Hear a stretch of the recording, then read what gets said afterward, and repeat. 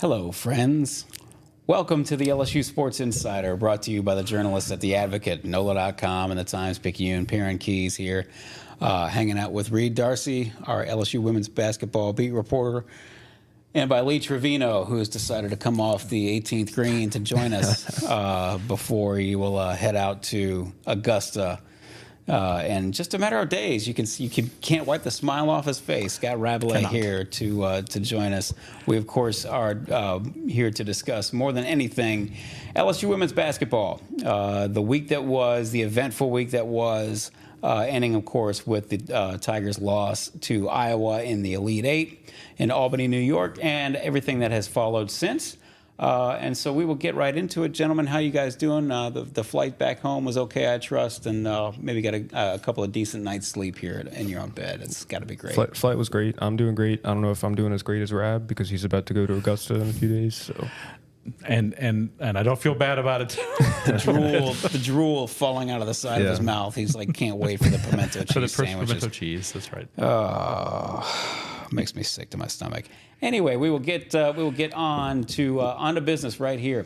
You all are here obviously to tune in to LSU women's basketball talk, and talk about it. We will. It's been an eventful 72, 96 hours here, and obviously the Tigers at our crossroads with Angel Reese's departure, and we will find out about Hailey Van Lith.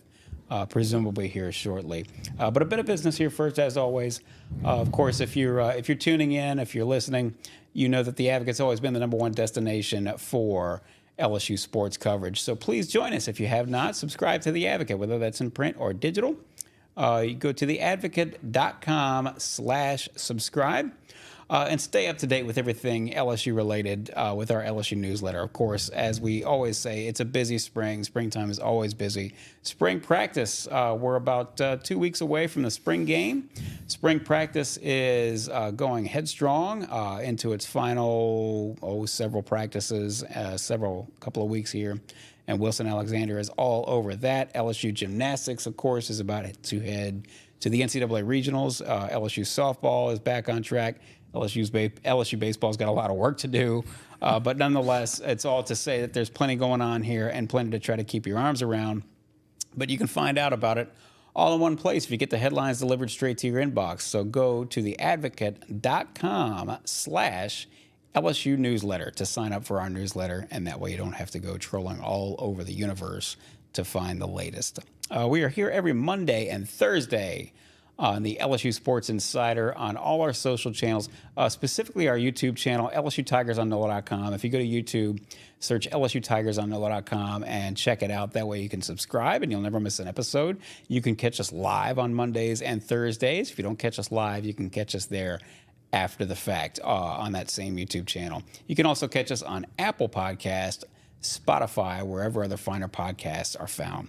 And if you had tuned in, you knew that we went a day early, actually, on our last podcast. We went on Sunday to get ahead of a game that wound up breaking records. 12.3 million viewers across all ESPN platforms, the highest rated women's basketball game of all time.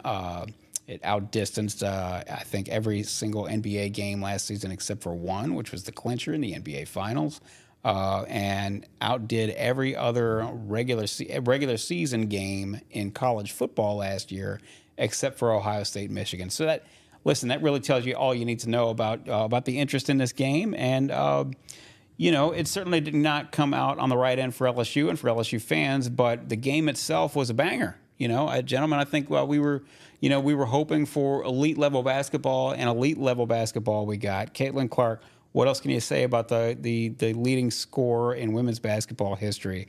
41 points, 12 assists. She ran a show, guys. Sometimes you just got to tip your cap. And of course, Angel Reese, who suffers some sort of foot injury or ankle injury, and that may or may not have limited her. But nonetheless, how about that? A dominant second quarter, and she finishes with 17 points, 20 rebounds. And so let's just start from there, gentlemen. Your 2 cents on the game. Reed, we'll start with you. It's just Caitlin Clark. There wasn't much else you could do with some of the shots she hit. Like you said, 41 points, 12 assists, 7 rebounds. The goal was to, try to contain her as much as you could, and containing her means holding her to 30 points about, right?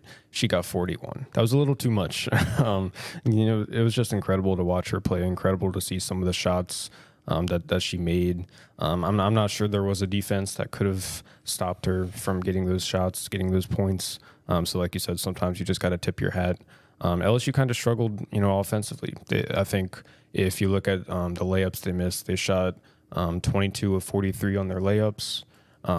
They rebounded the ball really well. They grabbed 23 offensive rebounds, but from those 23 offensive rebounds, they only scored 14 second chance points. So they struggled to shoot efficiently around the rim. And that's really, I think, what did them in offensively.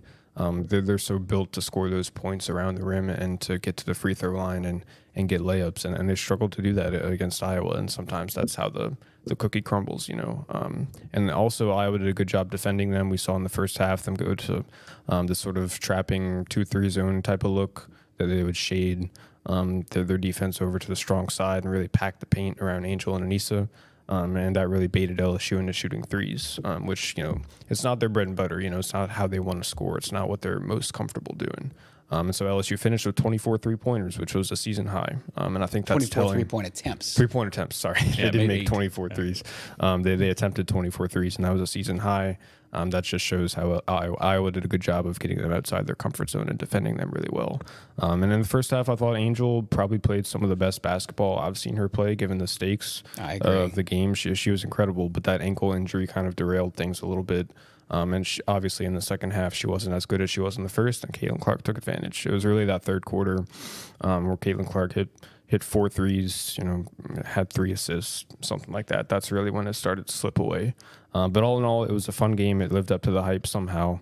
And it was just a really cool moment to be there and to watch. I think we're gonna look back at that game as really like a seminal moment, for women's basketball. It was a big deal. It was really fun, and I'm glad I was able to be a small part of it. Right? There's criticism, for any team when they lose, and certainly there's been criticism of LSU for how they tried to defend Clark or not. I thought they tried some things. That you would see Angel drift out on the perimeter, try to get. She's long. She's got she's got a lot of height and long arms. She try to get in her face, where you still got Anissa Morrow down low to rebound. They tried Van Lith. They tried Poa. Poa got in some foul trouble, so she couldn't play. She only played. I think she had played in 21 minutes, and then maybe they could have played Flo J. Johnson on her more. But at the same time, I was reminded watching Caitlin Clark. And then Hailey Van Lith, she was caught one time just kind of going like shrugging her shoulders. Yeah. Yep. It reminded me of the Peach Bowl when Joe Burrow threw all those touchdown passes against Oklahoma, and you could see the Oklahoma defensive backs like, I had the guy covered, and he just put the ball in there. It's like what do you want? What can you do? And sometimes there's just not much you can do. We were sitting courtside across from the LSU bench. So I'm looking down especially in Iowa's in the second half, they're shooting at the far goal. And she moves around Van Lith and she shoots drifting to her left. She's shooting a 3-pointer and makes it. And then she's drifting to her right and shoots a 3-pointer and makes it. And usually when someone's drifting, that you're like, they're not going to make it. It's off the mark. What you're supposed to be square to the target and be set and everything. And she's just, when she's that on, there's not a whole lot anybody can do. Gio Auriemma, the UConn plays Iowa in the Final Four. He said, I called all the coaches who stopped her this year. No one called me back. So you just LSU needed to, and to Reed's point, LSU, it was a lot of little things that conspired against LSU. They didn't make their layups. They rebounded great, but they didn't get a lot of second chance points. They settled for too many jump shots. They had some kind of unforced turnovers, like Hailey Van Lith threw the ball just completely out of bounds a couple of times, and it was just they needed to be at their very best, and I think they could have won. I mean, they beat them last year, and I think they could have won, but it just wasn't meant to be in this game. And you have to credit Iowa, and I think if you're an LSU fan, you have to be rooting for them to win it all. Because if you don't win, you want to be the team. You want to be beaten by the team that did win it all. And there's no listen. I'm sorry, but there's no shame in losing to the greatest scorer of all time, particularly when she's on. Listen, so many things have to go into a win. As we saw last year, two different teams. We understand that from last year's championship game, but nonetheless, Jasmine Carson hit 6 threes. That was, she had never done that before, and Caitlin Clark was excellent, but not otherworldly like she can sometimes be. And in this game, she happened to be otherworldly. I do think that some of this, so many, even the coaching staff itself actually mentioned this beforehand. Caitlin's going to get her points. It's okay. Don't let her get 77 assists. Well, she didn't get 77, but she got 12. And listen, that's the thing. That's the difference between her and, I know a lot of people compare her to Steph Curry, which is understandable because she can pull it from the logo and hit it. But the difference is she's got the ball in her hands on every trip down the floor. And she is every bit the master facilitator that any other, great point guard, Magic Johnson or whoever has ever been, in addition to being a deadly scorer. And to me, that her passes, they were some of the best passes I've ever seen in the women's game, leading her teammates straight to the goal, right on the money. They didn't have to, hit them in stride, hit them straight in the hands and stuff like that. So all those things sort of conspired against LSU. And LSU, is certainly didn't play its best game defensively either. Didn't get back in transition a lot of times on defense, and led to, at least one too many run-out baskets, if not several too many run-out baskets. And just as you went back, Reed, and we have no idea just how bad Angel's ankle hurt in that second half, but by the same token, 21 missed layups and, only 14 second chance points on 23 rebounds. That's incredible. That's incredible. Right there. That's the story. And as you guys were there, you saw it firsthand, as did the rest of us, as did the other 12.3 million of us who watched on television. How many of those putbacks in this third quarter just felt like there was a lid on the goal? And putback after putback. Sometimes you're talking about third and fourth chance putbacks that just did not fall. And so all those things and inability to either get the ball to Anissa and Angel, for that matter, in the post. I was playing that zone and trying to pack it in. And, as we'll discuss here in a moment, LSU shot 38.6% from the floor. Their season average was 46.2%. LSU shot 11 of 17 from the free throw line. Their average this season was 20 of 27. They're built to get to that. It's just as you said, Reed, they're built to get to the line. They're built to get a lot of offensive rebounds, which they did, and put them back and make them. And that was the one thing that they just could not, for whatever reason, could not get done and could not get away. But all this having been said, to your gentleman's point, sometimes the greatest player in women's college basketball at the moment is hot and she's on fire, and it's not your night, kid. And sometimes that's the way it goes. So, it's certainly a shame to see them fall a little bit short of the Final Four. But by the same token, in many ways, you just say, well, this was a bad draw too. Yeah, and Iowa's done a really good job of sort of optimizing their system around Caitlin Clark, right? Yeah. They sort of play a modern style of basketball. It really contrasts with the way LSU plays. They go pretty much 5 out. They have it's Caitlin Clark and then 4 of the shooters, pretty much, basically. Most of the time, they lead the country in 3-point attempts. They lead the country in 3-point makes.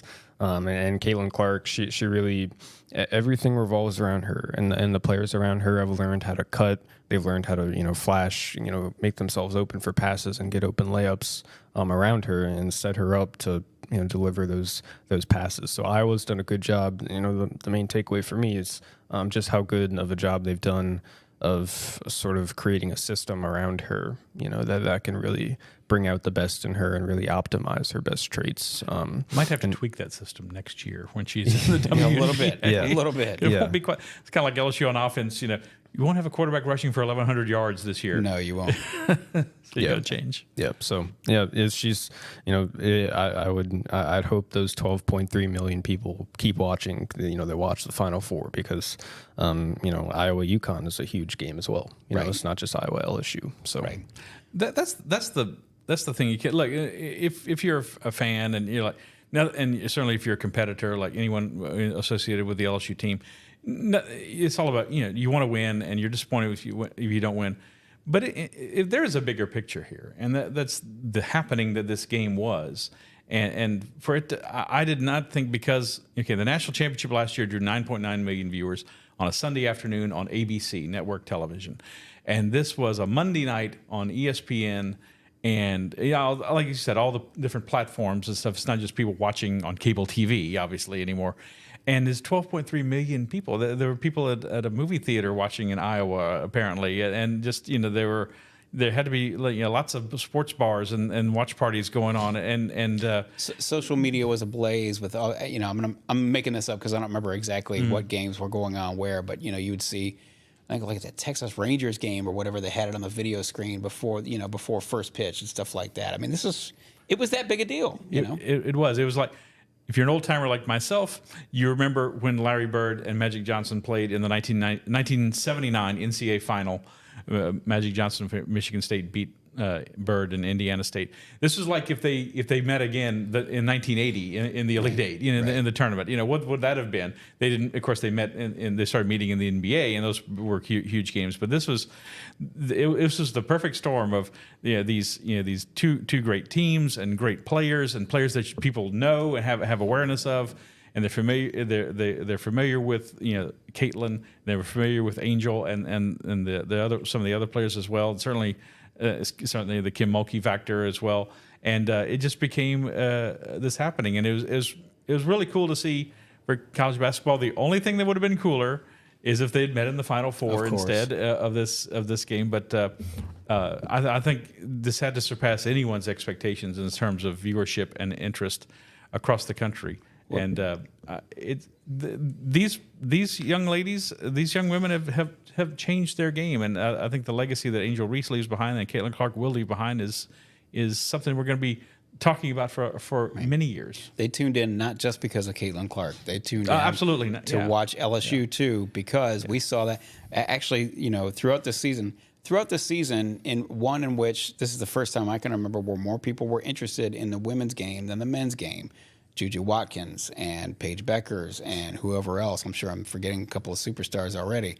And just undefeated, South Carolina. And undefeated, South Carolina's undefeated. They might probably will win the national championship. And some of these other games did big numbers. Yes. ESPN kept putting out numbers from the Sweet 16 games. But if it was UCLA, if UCLA had beaten LSU and it was UCLA Iowa, they would have been a very good number. Would have been a good number, but LSU was a part of this, and we saw this throughout the season. Reed, you saw it firsthand. The two teams just on I take a regular season conference game, Iowa at Michigan State or something like that, and then LSU, and then when they went up to Baltimore, for what basically was Angel Reese's homecoming game. They sold out the place, and there's a line all the way out the block, right? Mm-hmm. The same thing at Michigan State, Ohio State, or wherever Caitlin went. And Iowa went. There was a line out. There was a line of people waiting. You remember the LSU South Carolina game here in Baton Rouge, the PMAC. How many people? How many students were out there hours before tip, waiting for this thing? So I mean, they were every bit the international celebrities that they have become, and every bit the draw that they've become. And of course, hats off to them. Incidentally, speaking of hey, would have loved to see this in the Final Four or whatever. That sort of leads into the next topic that I wanted to bring up, which is recapping LSU's season. They started, of course, as the consensus number one. The presumption was, at the very least, they're going to make it to the Final Four. Looking back on it now, and I've got a nuanced opinion about this, but I'm going to sort of nail you to the wall with the way I'm going to word this question. So I'll put it to you, Rab, first. Looking back on it now, was this season a success, a failure, or somewhere in between? Yeah, I'm a very shade of gray person, so I'm going to say somewhere in between. It was, and some of it is just circumstances. Yes. And part of the circumstances was they lost Samaya Smith back in November in the Cayman Islands when they were playing in the tournament, and Guteri Poole was off the team, and what they could have meant to LSU. They had very little depth. They played 7 players once again the other night against Iowa. It was Samaya. If Samaya Smith plays, does that stat go up for LSU on second chance points or layups or maybe it does. Maybe they're an overwhelming team that Caitlin Clark can't even beat. We've kind of forgotten about her, but she was the starter, and she is someone to mention going into next season too, when you talk about what they have returning, and a big part of that. So, there was for whatever reason, those things. You had the Angel suspension early in the year. Seemed like the chemistry was hard to find. They finally started to get it together. Things were a little off. It seemed at times with this team. 31-6 is one of the best seasons ever for LSU women's basketball, and they went to the Elite Eight. But in the three biggest games, South Carolina at home lost by 6. South Carolina in the SEC tournament final without last year Poa. Again, another injury that had to overcome. Lost by 7. And then against Iowa and Caitlin Clark in the Elite Eight, lost by 7. They were just a little bit lacking, and that's probably frustrating after you come off a national championship season. But this is how quickly expectations have mushroomed for LSU women's basketball. Right. You would have taken this season in a heartbeat 5 years ago. 100 times out of 100. You would 100 times out of 100, doing yes. cartwheels in the streets. I'll before I sort of stick it to you and nail you to the wall, Reed, I'll just put my 2 cents in, which is to say, I know it sounds sort of mealy-mouthed to say, well, hey, it's somewhere in between. The number one reason I will say it's somewhere in between is because just think of this. What we all got on this podcast, and so many other people, coast to coast, got on whatever platform they happen to be on, and said that the Albany 2 Regional looked for everything like easily the most difficult regional out of the 4. What if LSU had been dumped into the? I mean, no disrespect to North Carolina State, but what if they'd have been dumped into that regional? Don't you think their chances to get through to the Final Four go up almost immediately? Just think about that. Look, sometimes you got a bad draw. This was, I don't know if you want to call it a bad draw, but it certainly was a hell of a tough draw. Yeah, and you mentioned the role of luck last year. Yes. In order to win a championship, you need to have the talent. You need to deliver when it matters most, but you also need a couple breaks to get there. And we've talked about this ad nauseum. The Utah game came down to free throws down the stretch. Missed a couple of free throws. LSU gets to the Elite Eight.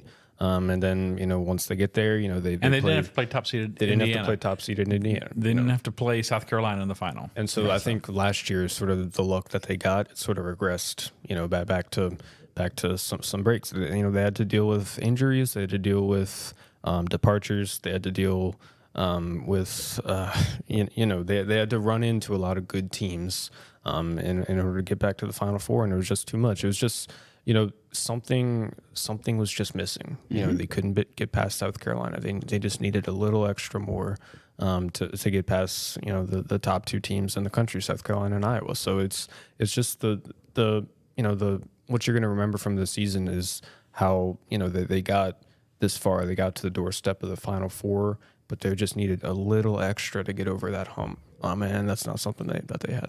And just, again, LSU basically won the championship playing 8 players last year. They played 7, and really even against Iowa, it was barely 7 because Aaliyah Del Rosario barely played any minutes. So you're really talking about 6 and change. How different might it have been?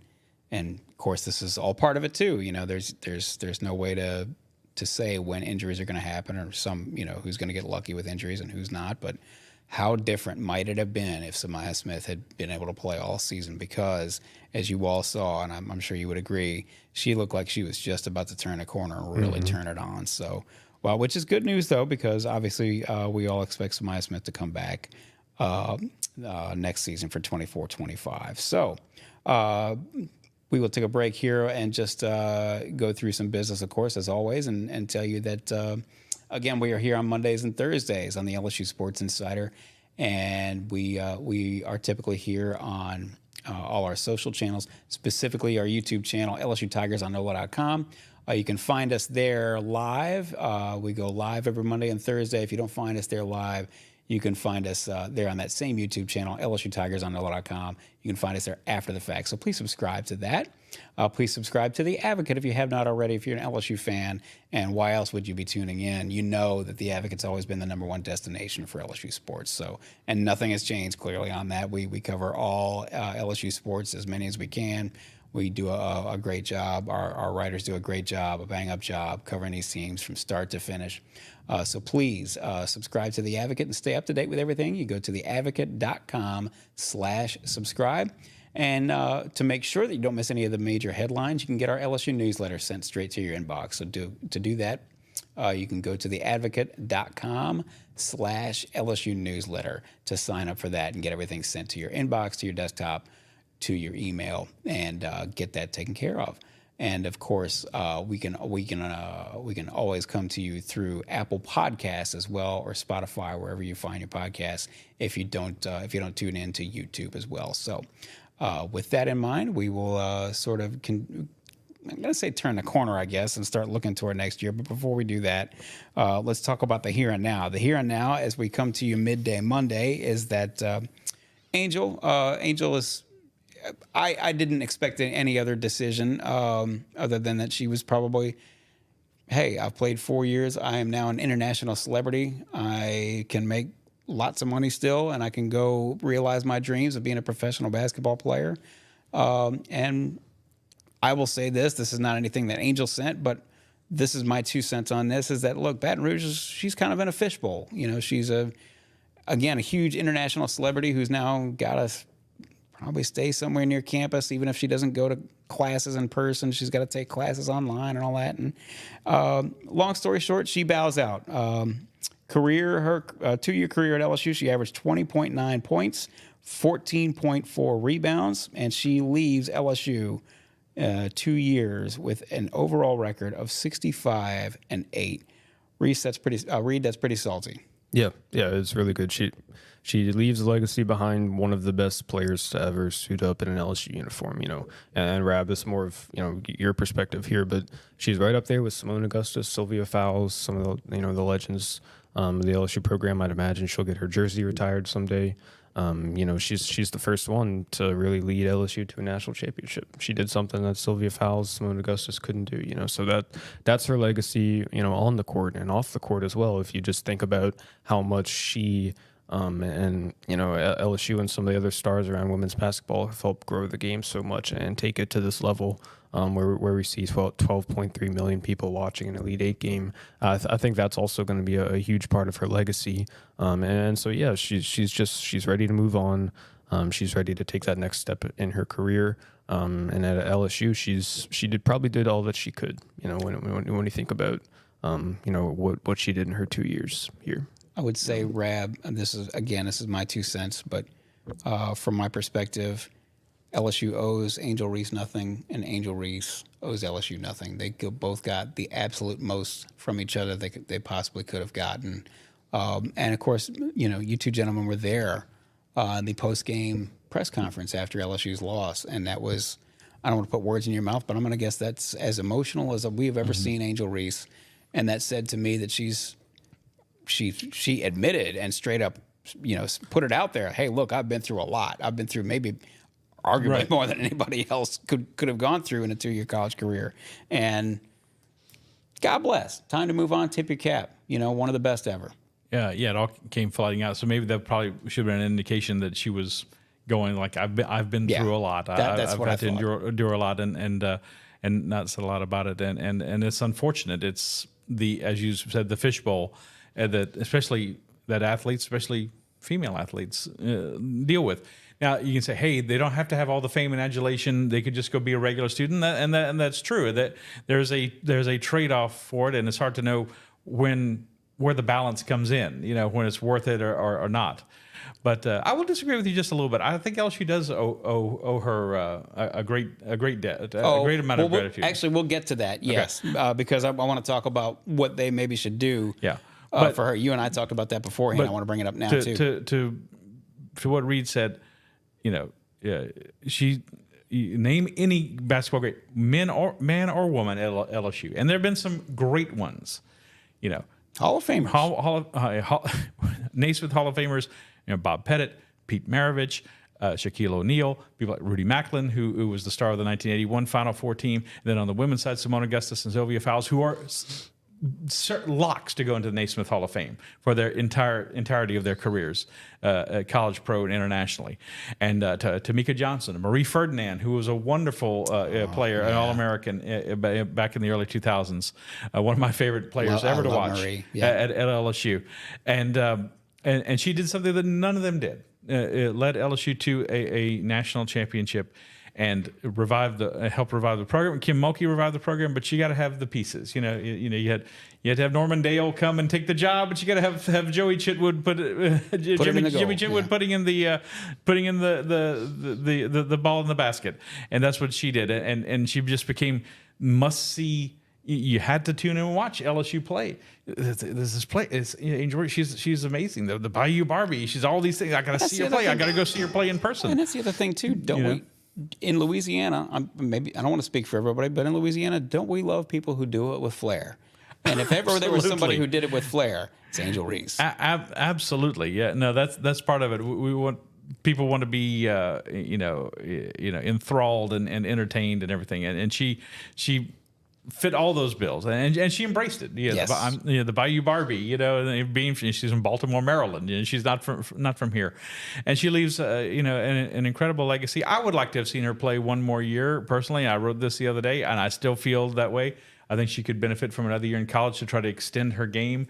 From a basketball standpoint, you can make that argument, I think. And I'm sorry, I didn't mean to cut you off, Brad, but I think, post moves and things like that, sort of offense, maybe, being able to, step out and hit an 8-footer or 10-footer. She made one 3-pointer all year long. So I think from a basketball standpoint, you can make that argument. But, I mean, listen, just from her rebounding alone, she's going to find a place in the NBA. Oh yeah. I mean, maybe in a Dennis Rodman kind of role or something like that. But at the same time, you get one career. An athlete gets one career, and you have to decide what's best for you. And she has played 4 years, and we've only seen her for 2, but she was 2 years at Maryland, and so she's been in college for 4 years. She's gotten a degree.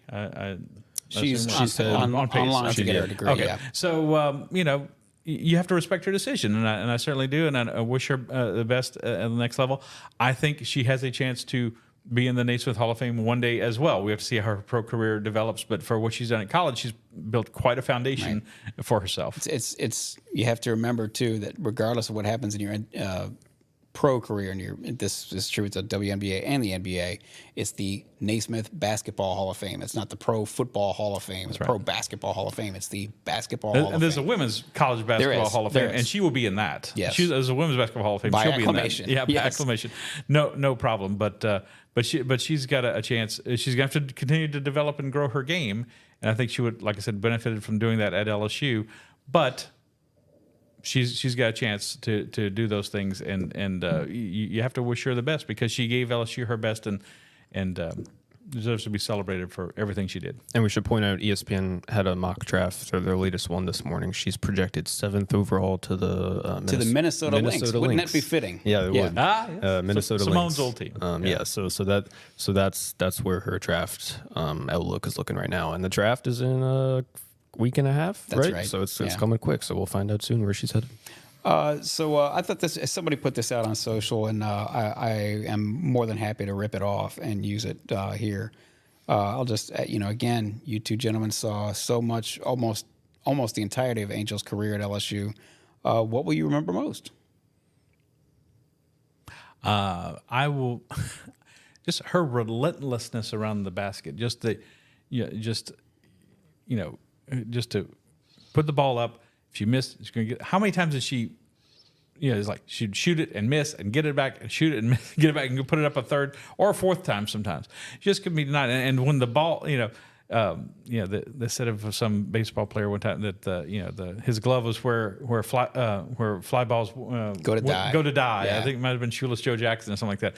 When the ball hit her hands, she was getting that rebound. Right. You weren't getting it away from her. Right. And it's just, she has almost like she's got stickum or something like that. Like an old time NFL wide receiver, and just her relentlessness to the basket and that passion she played with. That's what I remember most. Not one specific play or anything, like just a general attitude that she brought to every single game.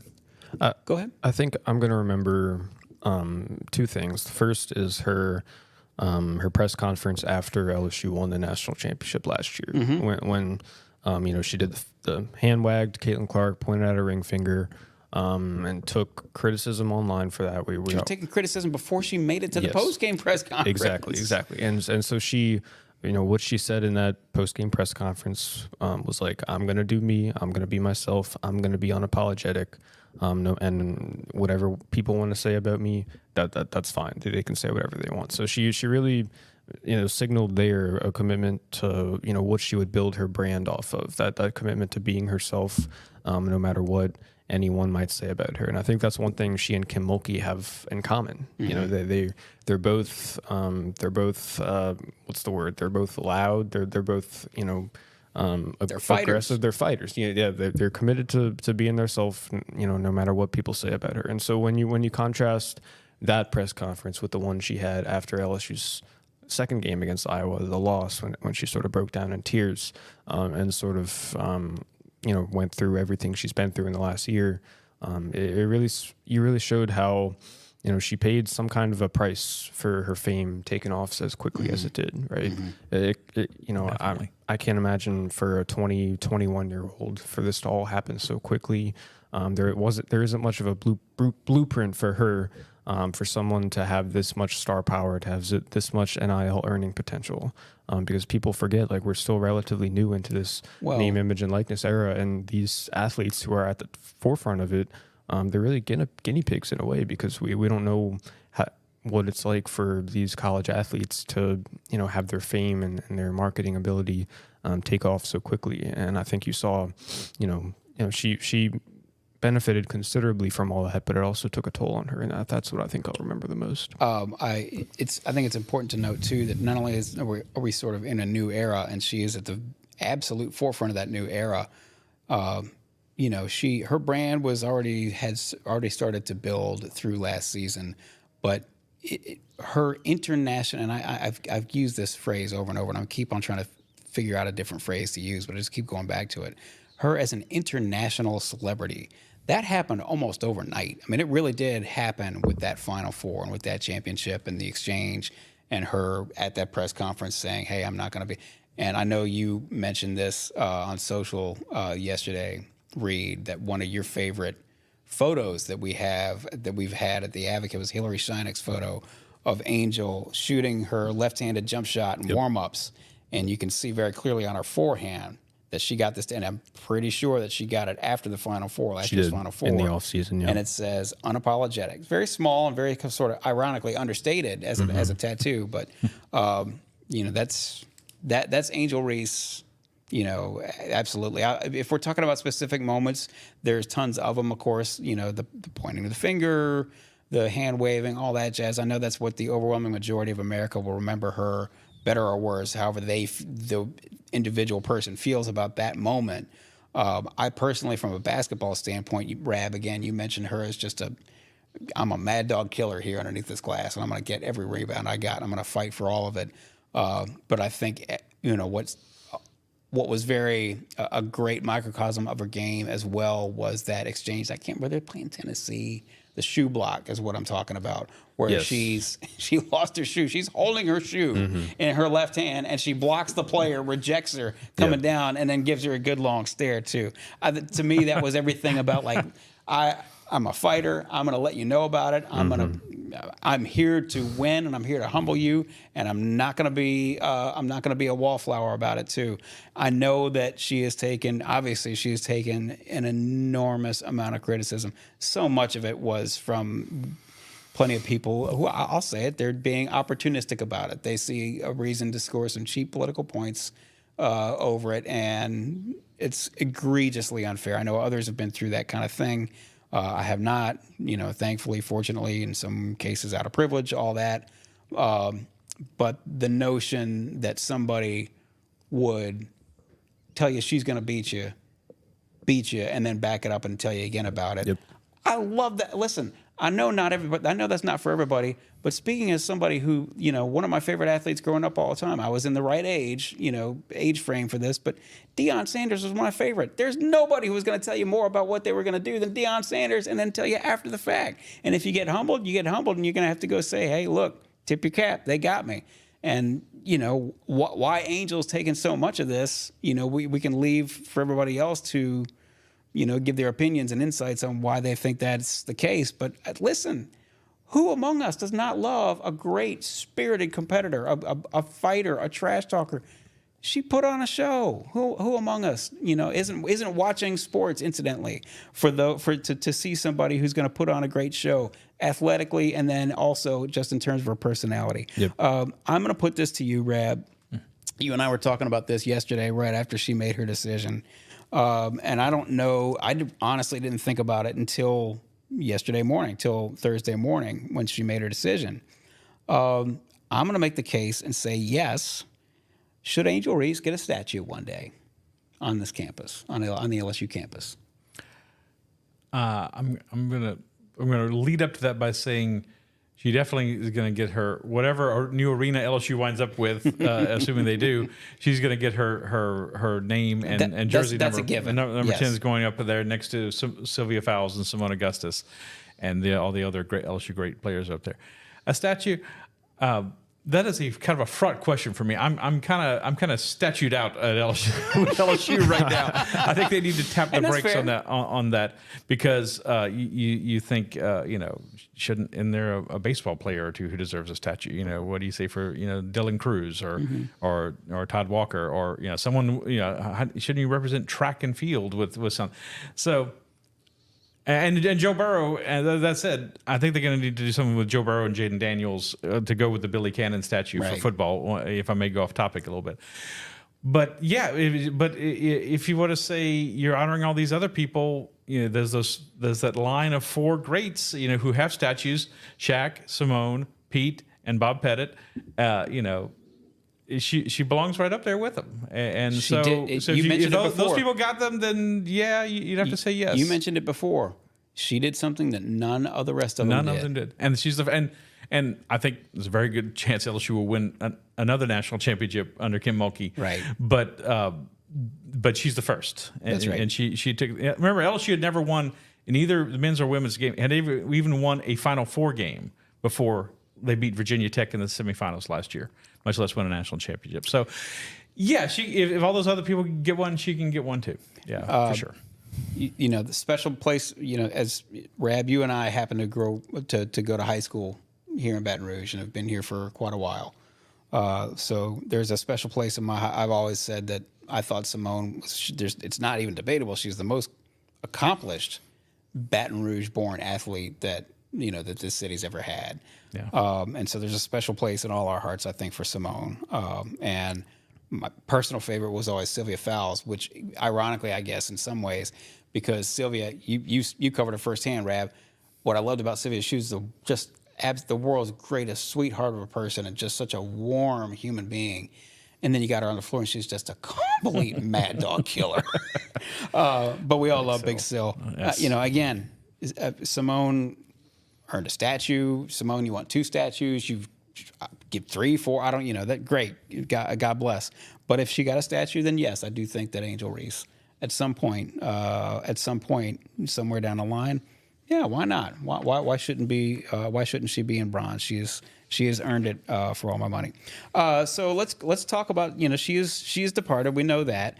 The deadline presumably has passed for players to declare. It's Reed, and you can explain this in further detail. It's usually 48 hours after your last game to declare for the WNBA draft, and so we're all sort of looking around, waiting around here as of midday Thursday, waiting for an announcement, some sort of announcement of any kind about Hailey Van Lith. What can you tell us? Yeah, we still don't know what her plans are. So just reset. The WNBA season is really soon. It starts in May.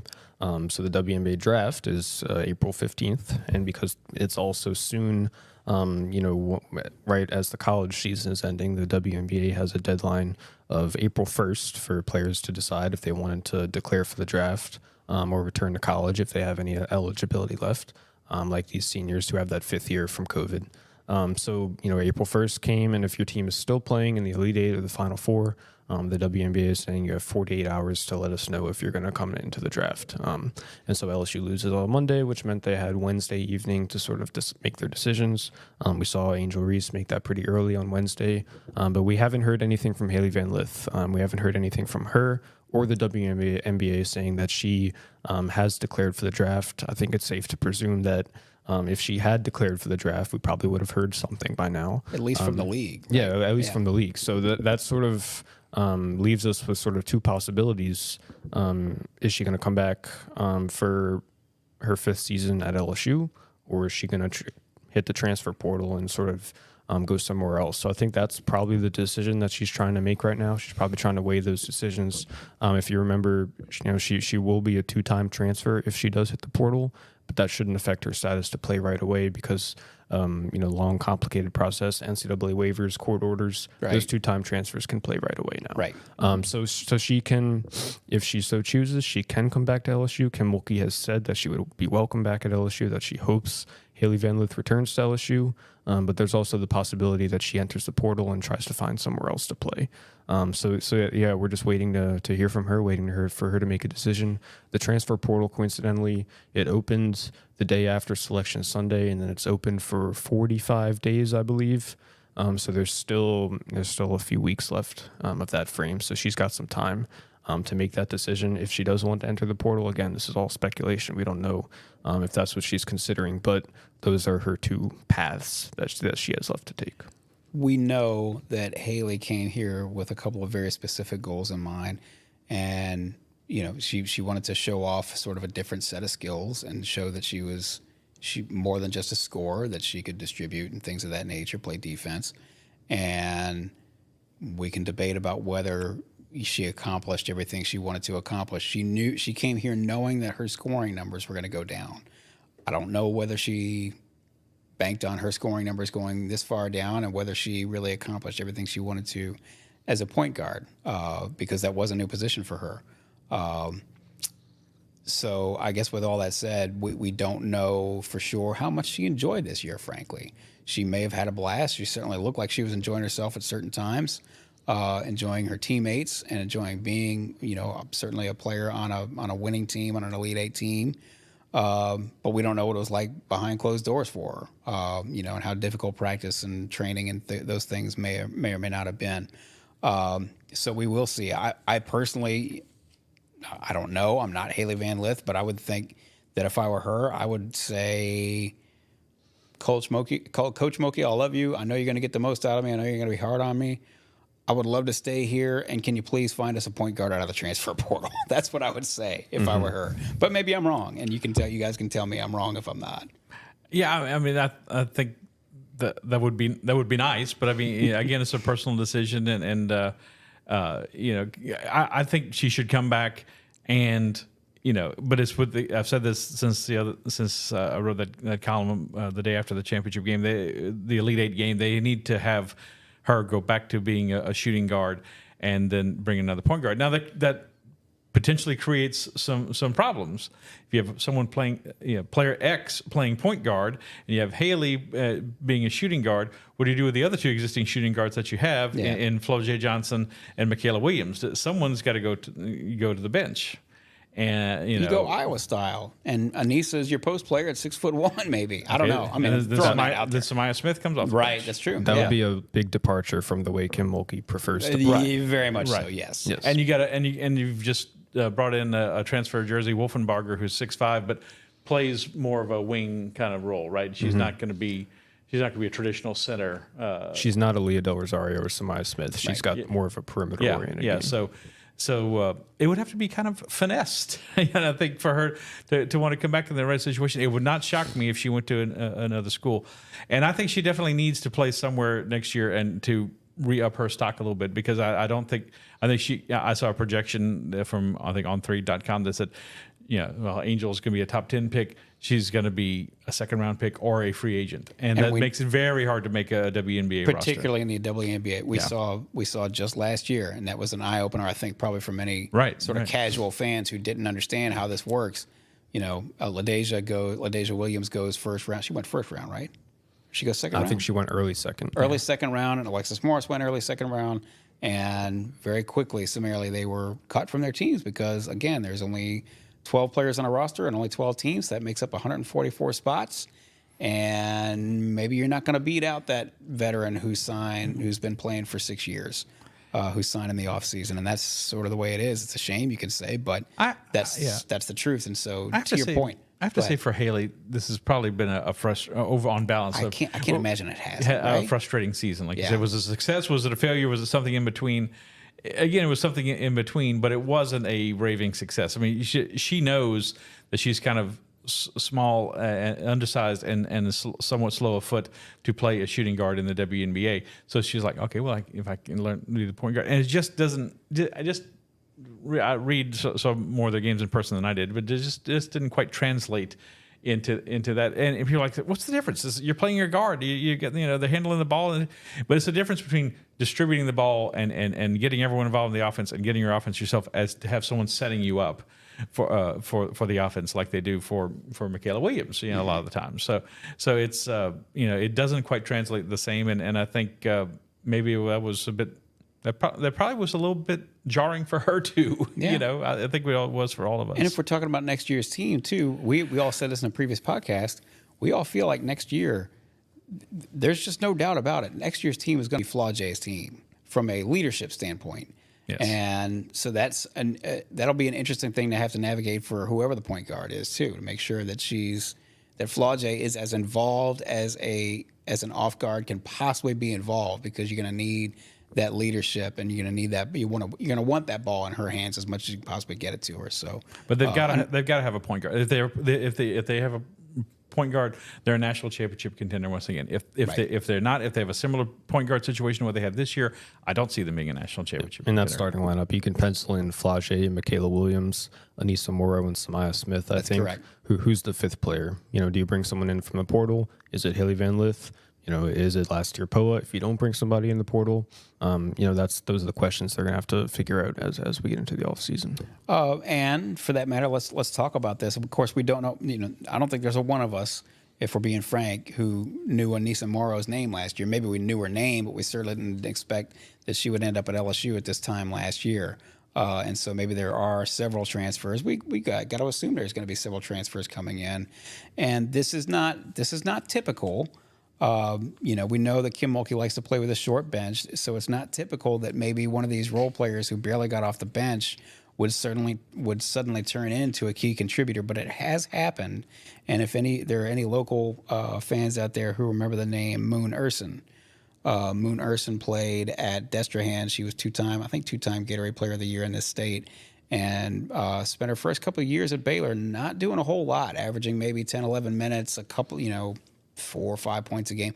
And then her third or fourth year at Baylor, she's all of a sudden blossomed and became maybe not their best player, but certainly one of those key players, and won a national championship with Kim. So it's not out of the realm of possibility that say, hey, maybe a Janae Kent or somebody like that starts to turn a corner, and maybe they have earned the coach's trust to be able to go out there and give them a 10, 12, 14 minutes off the bench if they continue to improve. But yes, we do expect, don't we all expect, that they're probably going to go do some big game hunting in the transfer portal, whoever that's going to be. As of right now, there aren't a whole lot of big names to hunt in the transfer portal. Right now, the best player in the portal is Georgia Amore, who a lot of LSU fans probably remember from last year in the Final Four. She was Virginia Tech's point guard. Virginia Tech's coach, Kenny Brooks, left Virginia Tech. He's now the coach at Kentucky. And a lot of people are sort of presuming and expecting that she's going to follow him to Kentucky. But it hasn't happened yet. It hasn't happened yet. Yeah. But she right now, as we speak, she is the best player in the portal. Yes. It would take a lot for another player to enter the portal to be better than her, because she's really good. She's the big fish right now. The presumption is that she's headed to Kentucky, but we don't know that for sure. Right.